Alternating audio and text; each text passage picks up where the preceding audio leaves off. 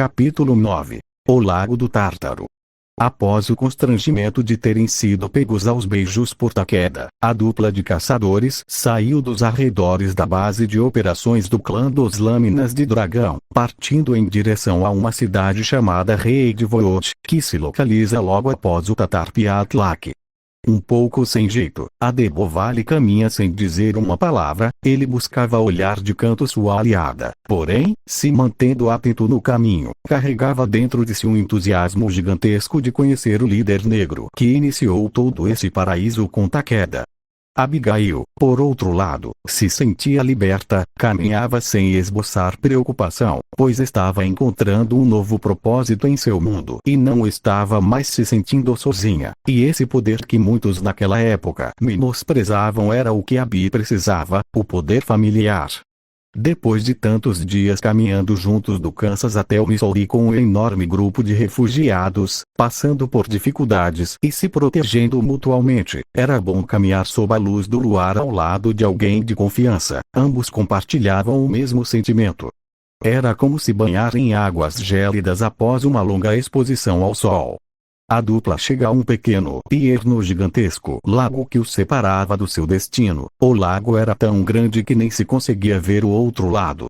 No pier existia um bote que era pequeno demais para as proporções do lago, mas era mais do que o suficiente para transportar a dupla até o outro lado do lago. "Vamos atravessar?" pergunta Abi, quebrando o silêncio. "Claro", responde Adebovale com um pouco de insegurança em sua fala. A dupla se estabelece no pequeno bote e de cara Adebovale se mostra extremamente incomodado. Seu olhar tenso enquanto olhava as águas turvas do lago deixava Abigail um pouco desconfortável. Ele olhava de um lado para o outro como se estivesse procurando por algo, suspirando forte enquanto tentava manter a calma, mas obviamente não conseguindo. "O que foi?" questiona Abigail, percebendo a agonia evidente de seu companheiro. "Eu não gosto de águas muito profundas", responde Adebovale. Essa sensação de estar no meio do nada e não saber o que tem embaixo é assustadora. Abi ri. "Não precisa se preocupar, não há nada o que temer aqui. Da última vez que tivemos uma experiência com água, tinha sim o que temer, e por pouco escapamos vivos. Escapamos vivos e ainda nos gerou um belo de um banquete. Já te falei, não precisa se preocupar." Abigail estava errada. Eles tinham sim o que se preocupar, pelo menos ela tinha. A carne daquele réptil que eles haviam comido há semanas atrás estava recheada de trichinela, o que estava lhe causando aos poucos um pouco de dificuldade respiratória e um pouco de dores musculares. Abigail misteriosamente não conseguia sentir severamente os males do parasita, sendo evidente apenas o inchaço ao redor de seus olhos. Por não ter conhecimento médico suficiente, ela acredita ser devido ao cansaço por dias de caminhada. Adebovale, por mais que tivesse se alimentado da carne do réptil igual à sua companheira, não aparentava sentir nada. Eles vão viajando em meio ao lago que parecia interminável. O bote se encontrava no centro do lago e a dupla acreditava que não iriam atravessar esse lago nunca. Adebovale ainda estava bastante amedrontado, recordando em sua memória a última vez que esteve em uma viagem em alto mar, e ela não foi nada agradável. Sua última viagem havia sido em um navio negreiro, uma escuna apelidada de Black Death. Essa escuna foi responsável pelo pior transporte marítimo daquela época que se teve notícia. Os negros ficavam em péssimas condições e muitos deles se matavam pulando do navio, ou morriam por doenças, contaminando outros escravos. Adebovale em sua viagem presenciou diversos negros saltando em direção ao mar, ao ficar do lado de uma pequena janela. Por isso a sua agonia, sua relação com o mar é, na verdade, o medo de afundar e descobrir o espírito de seus manos e manas de fé submersos impedidos de morrer, pois devido à sua fé aqueles que morrem antes de seu tempo, permanecem em terra como fantasmas até serem levadas por Olodum. O príncipe nigeriano tentava manter a sua calma perante esse vasto lago que nem se comparava ao mar que ele atravessou, principalmente pelo fato de estar ao lado de Abigail, que era de longe a pessoa que mais tratou ele bem em sua vida. Até mesmo em sua terra ele nunca foi tão bem tratado dessa forma. Muitos iorubás tratavam ele com respeito devido sua posição social. Abigail tratava ele bem independentemente de quem ele era ou de onde ele veio. Olha, eu acho que devo te falar que você não é a primeira branca que eu. Tenta dizer a Debovale sem graça. É melhor nem completar o que vai dizer, interrompe a caçadora. Eu tenho certeza de que não é esse tipo de assunto que se tem depois de uma pessoa se revelar para você. Mas eu acredito que você precise saber, pois, a Debovale tenta novamente explicar antes de ser interrompido. Não estou a fim de saber.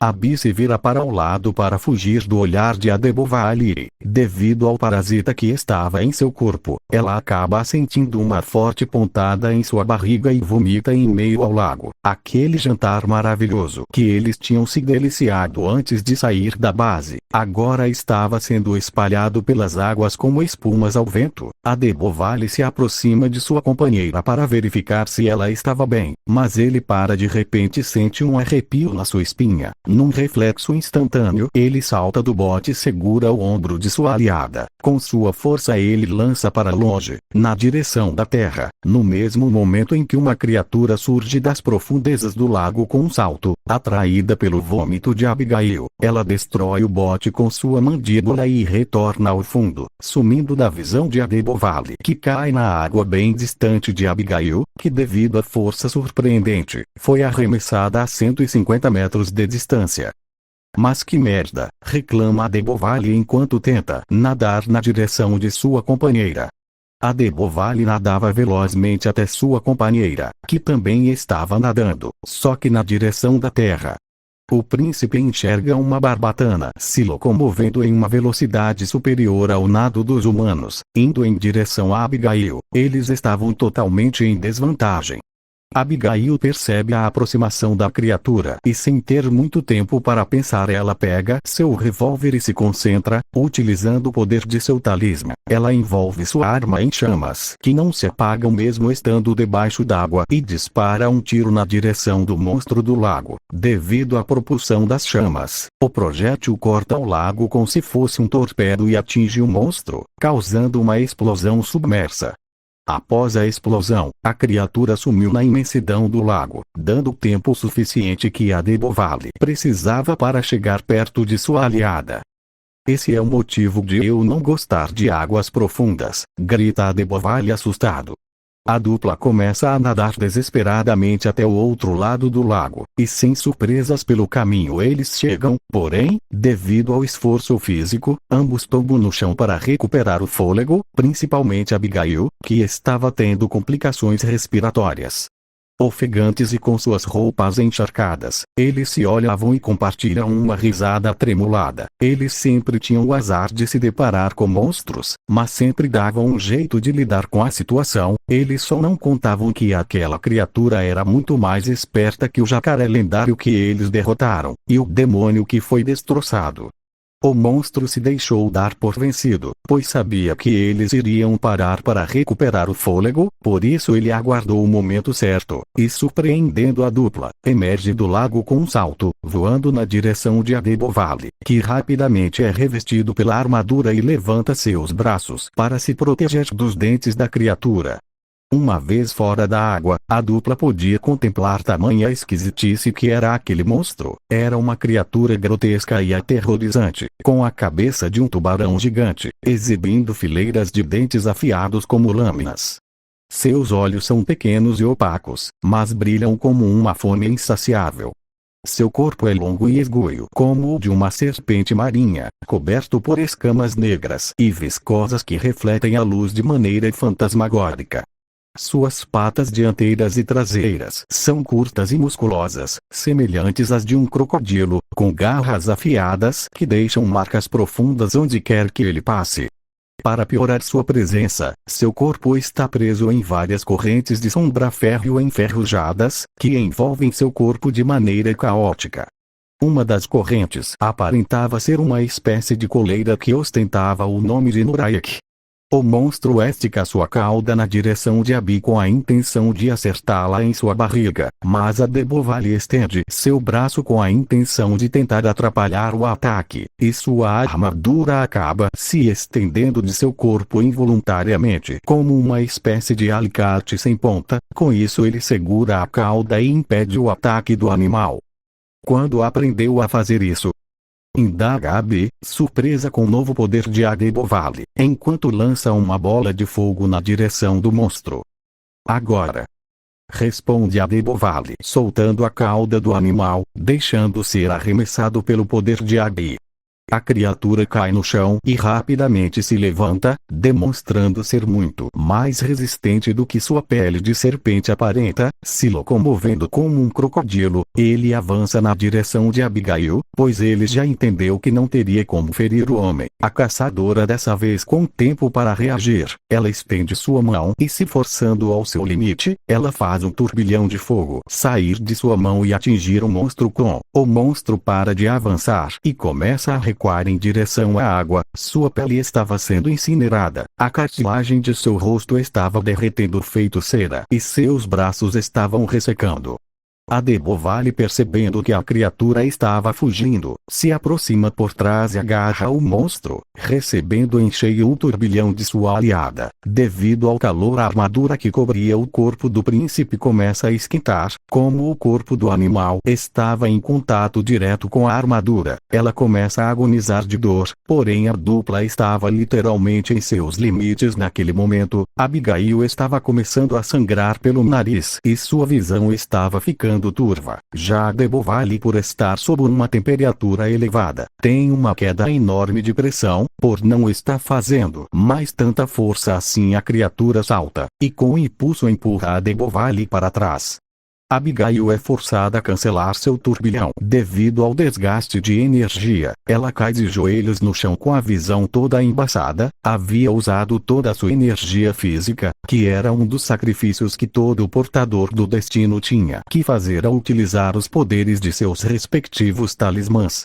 Com seus músculos fracos devido ao parasita e sua incapacidade de enxergar devido à visão turva, ela se preocupa com Adebovali, pois não sabia onde ele estava, nem mesmo onde a criatura poderia estar. Com sua mão apoiada no chão, ela sente a terra, e ela se lembra dos breves ensinamentos que teve com o nativo. Então ela fecha seus olhos e respira fundo, deixando suas emoções e preocupações de lado. Apenas estando no estado de ali e agora, a sinergia com a natureza era fundamental para alcançar o controle do espírito. A manipulação do Manitou era o que separava o que é metafisicamente possível dos milagres e atos místicos descritos em lendas, mitologias e crenças mundo afora. No seu limite físico, mas no auge de espírito, Abi consegue, mesmo de olhos fechados, saber exatamente onde Adebovali estava, pois conseguia sentir o seu forte espírito. Já a criatura, ela não conseguia ver espírito, pois aquilo não se tratava de algo natural, era totalmente artificial, feito pelas mãos asquerosas do homem. Porém ela conseguia sentir o vazio que era aquele monstro com ausência de espírito. Abi, sabendo onde a criatura estava, se prepara para fazer algo, porém ela sente outra presença espiritual. Essa presença estava caminhando em direção a Adebovali, e ela trazia consigo um sentimento familiar. De certa forma ela sentia o pequeno Samuel naquela presença, indicando ser da mesma natureza que o garoto. Aquela presença não possuía corpo para Abi, mas ao se aproximar de Adebovali, parece adentrar em seu corpo. Com isso o caçador começa a se recuperar e rapidamente se levanta energético, devido à pressão espiritual ter aumentado. No momento em que o príncipe se levantou, Abi acaba desmaiando. No Kansas, Mary se encontrava detida separadamente dos membros sobreviventes dos Coiotes Vermelhos, pois seria transferida para o Arkansas e posteriormente para o Texas, para que ela respondesse por seus crimes. Provavelmente, ela seria condenada à forca. Ela estava sendo vigiada por uma dupla de Texas Ranger que a olhavam para o corpo morto de Charles. O cadáver, que se encontrava há semanas naquela situação, apresentava um estado de decomposição avançado. com diversas moscas pairando o ambiente. O cheiro era insuportável. Os agentes do Kansas fizeram questão de deixar o cadáver ao lado de Mary para ela sofrer, ação desaprovada pelos agentes do Texas. Um homem de terno preto e de cartola adentra enquanto fumava um charuto. Se tratava de Thomas Burke, um Pinkerton. Se afastem da cela imediatamente, ordena Thomas. Os homens obedecem e Thomas se aproxima da cela. Ele estende a mão para os agentes, indicando que ele queria a chave. O agente encarregado de guardar a chave entrega na mão de Thomas, um pouco relutante, mas aquele homem possuía mais jurisdição que ele, e devia saber o que estava fazendo. Thomas entra na cela e, sem proferir uma palavra, ele se agacha no corpo de Charles e toma para si o seu talismã. O talismã começa a brilhar, emanando uma coloração negra, aumentando a tensão do local. A dupla de agentes do lado de fora da cela olham maravilhados para aquilo, pois nunca presenciaram pessoalmente os talismãs em ação e acreditavam que os poderes não passavam de boatos. Graças ao bom Deus você está morto, esse talismã não fará mais nenhum mal a um cidadão de bem. Diz Thomas acreditando estar sendo escolhido pelo talismã. Mary observa a cena calada. Suas olheiras demonstram que ela estava chorando todos esses dias sem parar. Ela havia sido derrotada por um homem. Já outrora era sua propriedade e perdera o homem que a libertou de seu inferno particular. Ela se encontrava em seu pior estado. Mary durante esses dias ouviu seu marido chamar diversas vezes, com medo dele estar chamando ela diretamente para a morte. Ela fingiu não estar escutando, mas não era Charles exatamente que estava a chamando, mas era algo que não só pertencia a ele, como carregava consigo sua alma, que morreu repentinamente e com assuntos pendentes em terra. De certa forma o espírito de Charles não deixou a terra, pelo contrário, ele foi consumido pelo talismã do corvo, assim como todos os outros antigos usuários desse talismã. O corvo tem a função de levar a alma de que morreu ao mundo dos mortos. Era isso que alguns povos acreditavam, mas às vezes os mortos levavam consigo tamanha tristeza, angústia e remorso que os impedia de descansar em paz, obrigando o corvo a trazer de volta essas almas. Era isso que alguns povos acreditavam. Não dá para saber ao certo se eles estão corretos, porém aquele talismã seguia parte desse conceito. Ele armazenava a angústia e os sentimentos negativos daqueles que partiram precocemente, guardando suas memórias e habilidades. Venha, Vera. Se junte a mim, querida. Dizia um medalhão com a voz de Charles.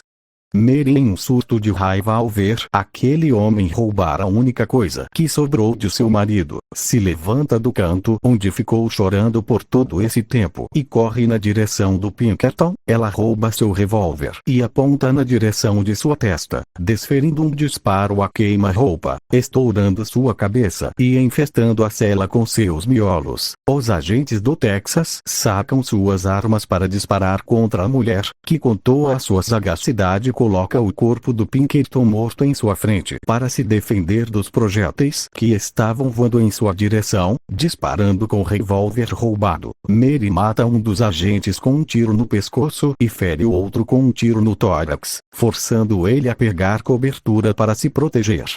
O agente recarrega sua arma e volta a mira para dentro da cela, porém já estava esperando e atira na mão do agente, explodindo-a, fazendo o agente gritar de dor e cair no chão, agonizando, enquanto outros agentes adentram o local, fortemente armados e disparando contra a cela de Mary. Mas naquele momento, já era tarde. Qualquer tipo de tentativa daqueles homens. Diversos corvos saem voando da cela e começam a atacar aqueles pobres homens que só estavam cumprindo seu trabalho. Seus olhos são arrancados e mastigados pelos corvos. Da cela, sai Mary, com seu vestido rasgado e ensanguentado. Ela tinha 2 corvos em seus ombros e vários outros voando ao seu redor, atacando os agentes e defendendo ela, voando na frente dos projéteis que voavam pela delegacia em diversas direções diferentes. No meio daquele caos, ela manipula os corvos que estavam em seu ombro. Eles descem para as suas costas e se transformam em um par de asas negras, com um sorriso maquiavélico no rosto. Ela estende a mão para o nada como se ela realmente estava, pois ao seu lado estava o espírito de Charles, ou pelo menos era o que sobrou dele. Numa exímia velocidade ela bate as asas e voa destruindo o teto da delegacia, fugindo do local cercada por corvos. Algumas horas após o confronto, Abby acorda. Sua última lembrança era de sentir a de Beauval se levantando e nada mais. Naquele momento, ela estava no colo de seu companheiro, sendo carregada em seus braços musculosos após ter desmaiado. Ao se dar conta, ela se sente constrangida e vira seu rosto na direção do rosto de de Beauval, que estava sério olhando para frente. O que aconteceu? Indaga Abby. Eu não me lembro. Quando recuperei aquele monstro, não estava mais lá. Responde de Beauval. Aposto que após ser queimado, ele correu para a água e foi embora. Mas, eu me lembro de você ter se levantado. Claro que não, eu desmaiei primeiro que você. de Beauval para de caminhar por um instante e coloca Abigail no chão. Seja lá o que aconteceu, o que importa é que estamos bem, e chegamos no nosso destino, diz de Beauval apontando para uma placa dizendo Redwood.